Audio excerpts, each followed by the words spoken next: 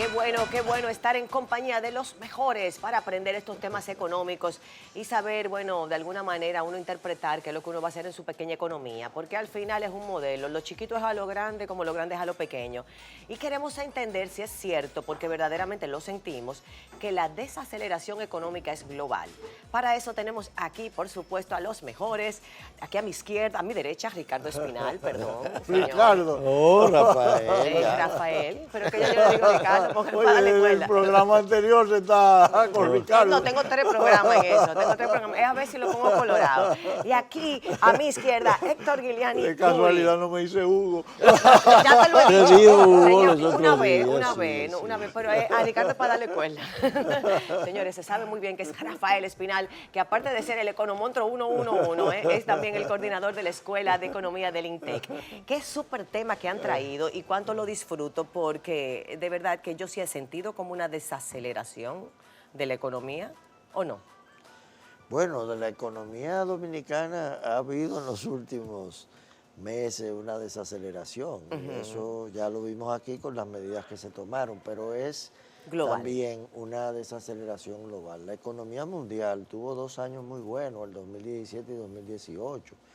Particularmente en los Estados Unidos, los índices de desempleo cayeron prácticamente a lo que es nada. Es decir, siempre hay un índice de desempleo, que es el índice de empleo natural de una economía. En los Estados Unidos el desempleo prácticamente es inexistente en términos prácticos y eso favorece a muchos, incluso dominicanos, que viven en los Estados Unidos y de alguna manera favorece el envío de remesas, que el año pasado en el país subió muchísimo, gracias a ese empuje de la economía americana. Claro. La economía mundial en Europa Entonces, se ha vamos a decir, los restablecido. americanos van creciendo, la economía americana va creciendo. Ha ¿o va crecido en los últimos 2 años, pero este año está mostrando un crecimiento más lento del esperado, del lo proyectado? cual preocupa porque la República Dominicana depende para sus exportaciones principalmente de zonas francas, sus remesas y el turismo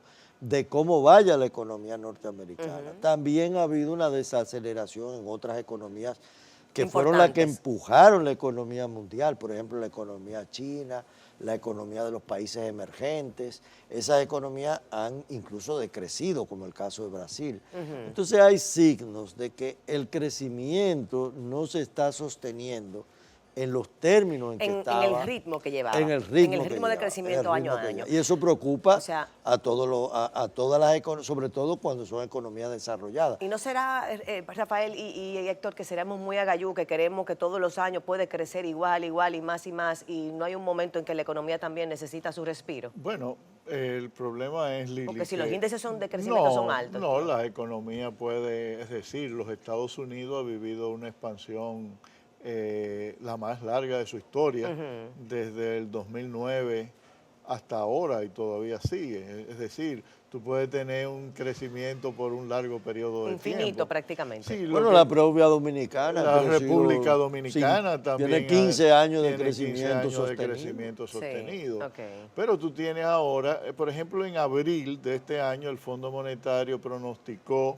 que la economía mundial iba a decrecer su crecimiento iba a bajar de 3.6% a 3.3%. Y de las economías avanzadas de 2.5 creo que a 1.8. Entonces eso... Pero eso son un puntico importante cuando tú hablas de grandes números. Estamos hablando de trillones de dólares. Exactamente. Y eso se debe principalmente, como dice Rafael, a la caída del crecimiento económico de China, Europa y también Australia. Los árabes y estos siguen creciendo bien. Bueno, las economías árabes con los precios bajos del petróleo no es que estén bollantes, no es que estén bollantes y tampoco son determinantes. No mueven la aguja en buen dominicano. Quienes mueven la aguja son los Estados Unidos, China y Europa. Esa decreción, vamos a decir, ese decrecimiento en China en particular, ¿qué lo produce? ¿Se saben las causas? Bueno, la economía china es una economía que está en transición. La economía china es una economía que creció sobre la base de las exportaciones, sobre todo exportaciones manufactureras. Hoy día la economía china está en un proceso de transformación para privilegiar el consumo interno y no tanto las exportaciones. Y en la medida en que crece, las exportaciones chinas se hacen menos competitivas porque las tasas de salario en China, a la medida en que China crece, se hacen más costosos los productos chinos para el resto del mundo. Se y eso sobrecalienta la economía. se sobrecalienta la economía y el desempleo disminuye y por tanto China ya es menos competitiva en los productos industriales en los que competía anteriormente. En realidad, Entonces están involucionando hacia un mercado interno. En realidad pero ya se eso está es involucionar, esperando eso es un buen término, de cuenta involucionar. corriente En China. Perdona, Héctor. Que se está esperando un déficit de cuenta corriente en China como resultado del aumento de las importaciones.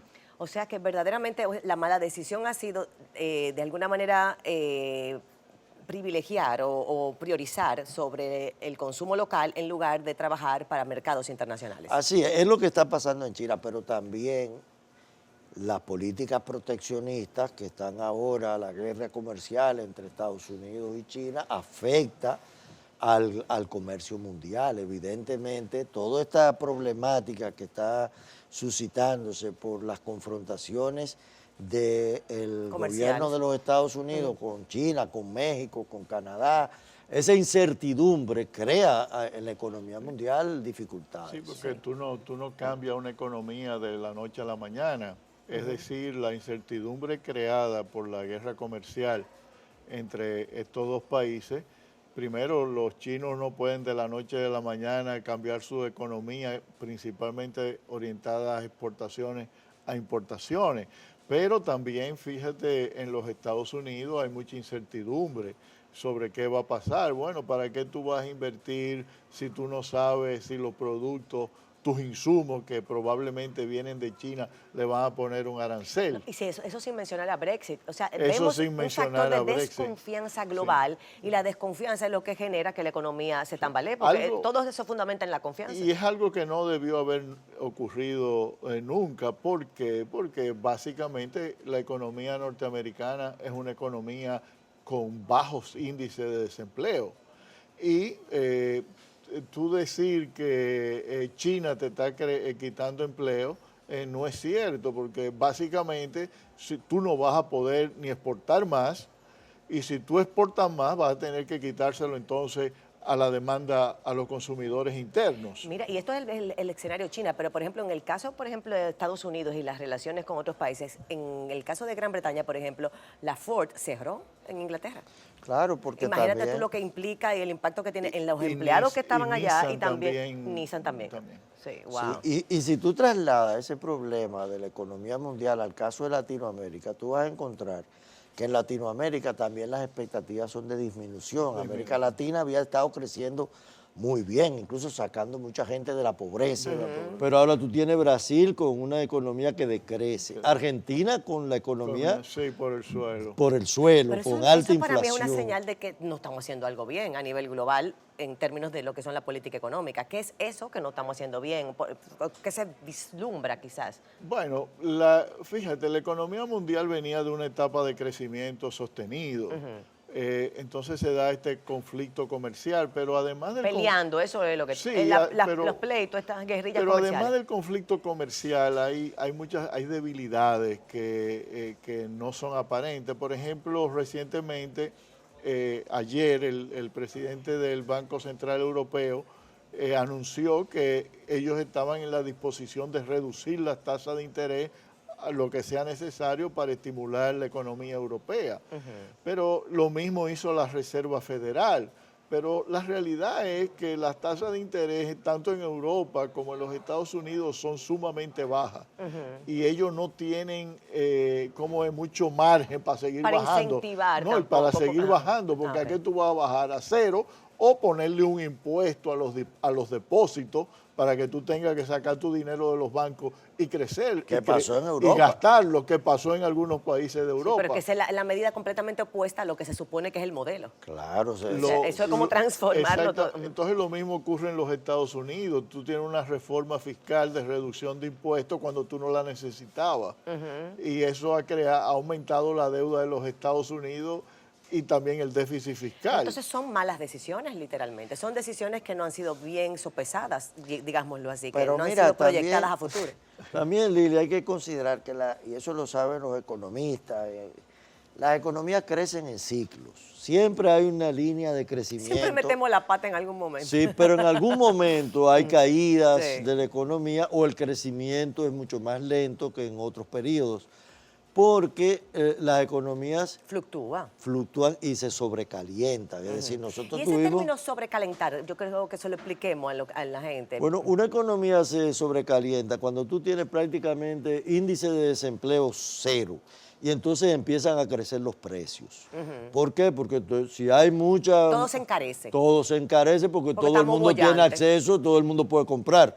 Entonces llega un momento en que hay presión. Cuando se crece muy rápido, hay una presión sobre el nivel de precio y eso es lo que puede posteriormente generar la caída de la Porque economía. al final el agua, vamos a decir, busca su balance. Busca su balance. Sí, Pero- si estamos desaforados, la cosa vuelve para Pero atrás el solita. problema ahora con las economías desarrolladas, Lili, es que los bancos centrales quieren aumentar la inflación por encima del 2% y no pueden.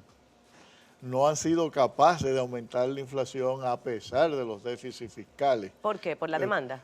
A pesar de la demanda de aumentar el déficit fiscal, de reducir las tasas de interés a casi cero, simplemente la inflación sigue, el desempleo bajísimo en los Estados Unidos, pero la inflación no pasa del 2%. Y ahora entonces tú tienes la posibilidad de una recesión.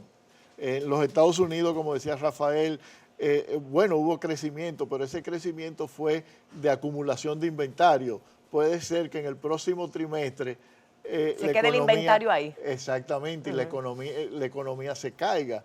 Pero entonces el Banco Central ni el gobierno federal va a poder responder porque no tiene espacio fiscal. Es decir, si ya tú tienes un alto déficit y una alta deuda, bueno, puedes seguir aumentando esa deuda sin crear desconfianza en los mercados. Si tú no puedes, ¿hasta qué punto tú puedes reducir las tasas de interés? Son casi cero. Señores, pero esa historia me parece como un cuento paralelo de cualquier novela tropical. Dime si no, sí, tropical sí, total. sí, Una sí. novela tropical pudiera ser eso. A mí lo que me preocupa, Lili, de toda esta desaceleración es que la economía dominicana es una economía muy abierta Sí. al mundo exterior. O sea, nosotros dependemos fundamentalmente de lo que pase en el resto del mundo. Y si en el resto del mundo la economía no crece, nosotros vamos a sentir esos efectos Claro. de alguna manera porque nuestros motores de crecimiento están sostenidos En lo que fundamentalmente en la economía externa. La liberación de los fondos del Banco Central, del encaje, ¿pudiera ser una medida relacionada a la manera de que República Dominicana está tratando de encarar esta tendencia de la desaceleración?